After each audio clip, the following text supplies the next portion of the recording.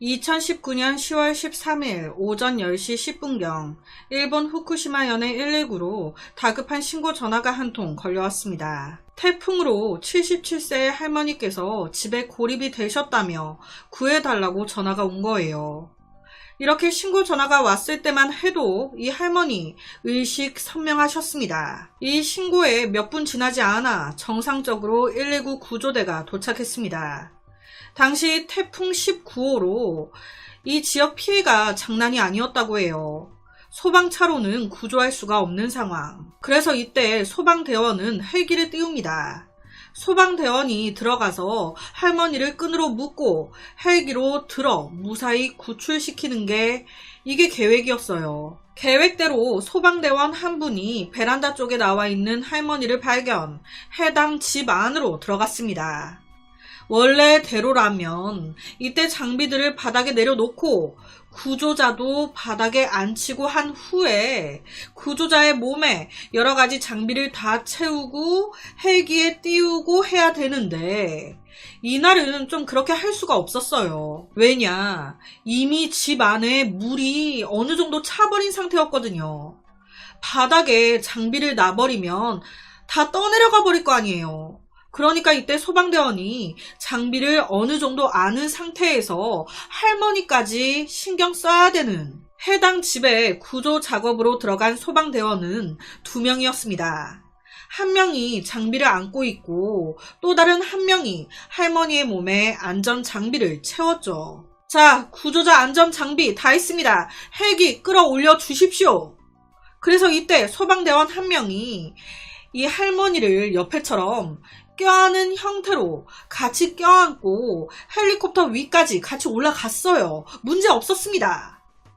헬리콥터에 거의 도착했을 때 이 헬리콥터 안에 있는 사람이 이제 구조자를 들어 이 헬리콥터 안으로 태워야 될 거 아니에요.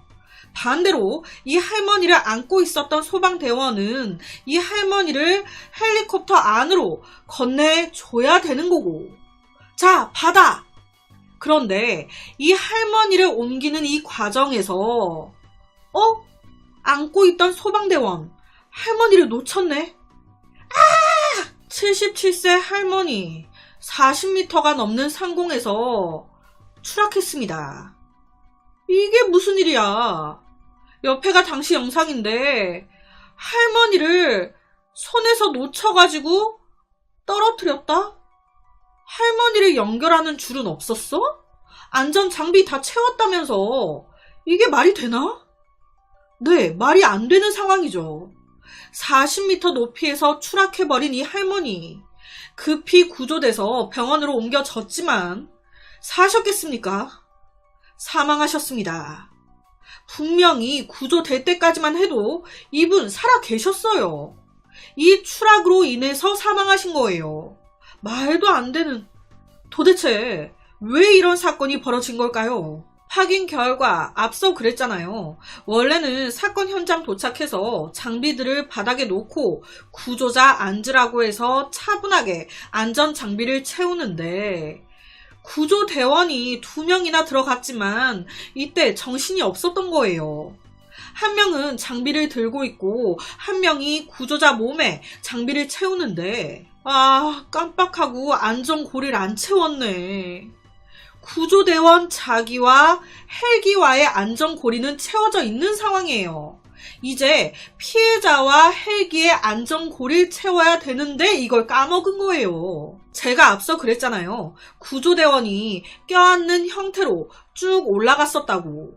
그런데 이제 헬기에 다 도착해서 이 할머니를 이제 헬기 쪽으로 건네주면서 이 할머니와 헬기 사이에는 고리가 안 채워져 있으니까 안고 있던 소방대원이 할머니를 딱 놓는 그 순간 하면서 떨어져 버린 겁니다. 헬기와 할머니 사이에 안전고리를 안 채워놨으니까. 와, 이게 사람의 실수로 벌어진 그런 사건이라는 게 정말.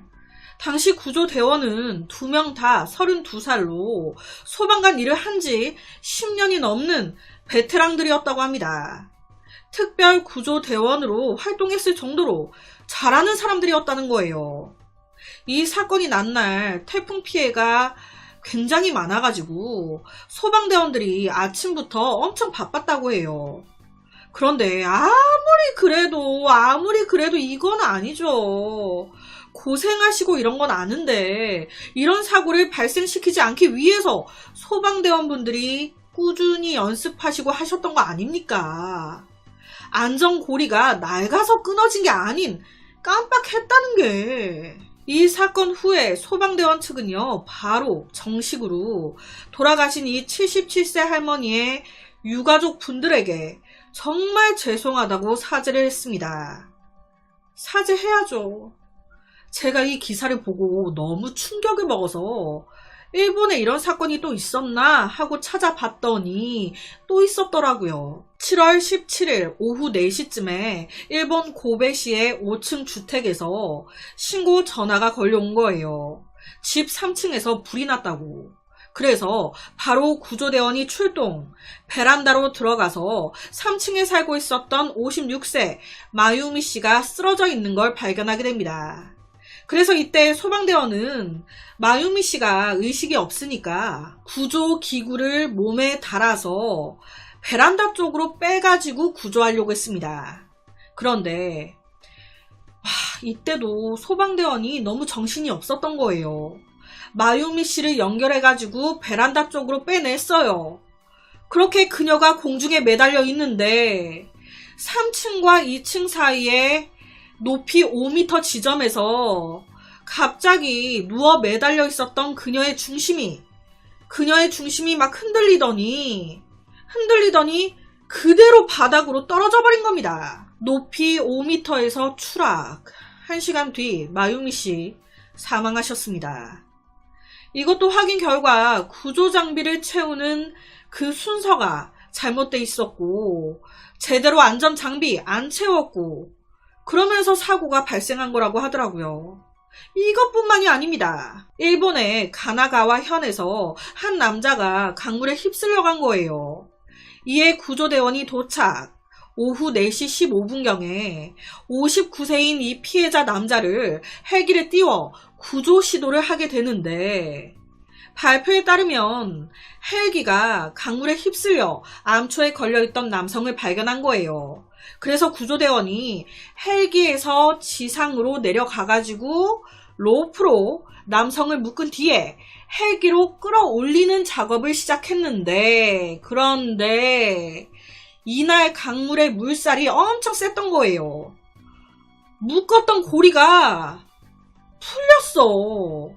좀 더 단단하게 절대 안 풀리게끔 묶었어야 했는데 물살에 흐물흐물하게 풀려버린 거예요. 안전 매듭이 반쯤 풀려있는 그 상태로 이 피해자 남자 그냥 끌어올려졌고 어느 정도 상공으로 올라왔을 때 버티던 이 매듭이 아예 풀려버린 겁니다. 그래서 끌어올려지고 있는 도중에 5m 부근에서 다시 물 위로 추락한 거예요. 놀란 소방대원들 다시 그를 찾기 시작했고 결론은 구조해서 병원으로 후송했지만 살았겠냐고요. 사망 사인이요 익사였대요. 다시 물에 빠지면서 익사한 거예요. 정말 말도 안 되는. 제가 너무 충격을 먹어서 혹시 우리나라에도 이런 사건이 있었나 찾아봤는데 정말 다행히도 우리나라는 이런 사건이 없었던 건지 아니면 제가 못 찾은 건지 기사가 없더라고요. 제발 없어가지고 그 기사가 없었던 걸로, 사건이 없었기 때문에 기사가 없었던 거였으면 좋겠네요.